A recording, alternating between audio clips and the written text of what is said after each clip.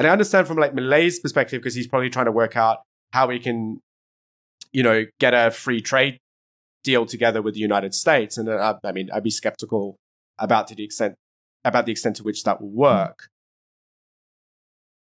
But Milei is quite interesting because I think like people have been talking about this with Argentina for a very long time. Argentina has had massive economic problems with spending. Like this spending addiction in Argentina has been through the roof.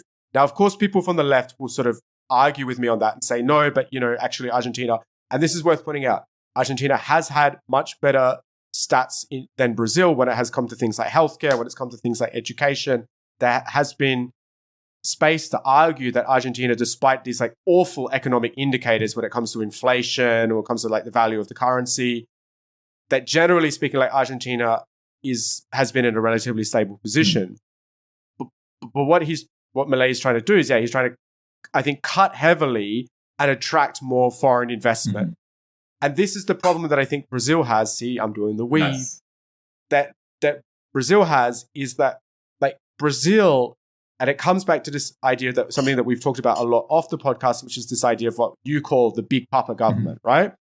Which is that Brazil has to balance this interest between having the big papa government, which is basically having the president of the country who is kind of like a very paternal or in some cases maternal figure.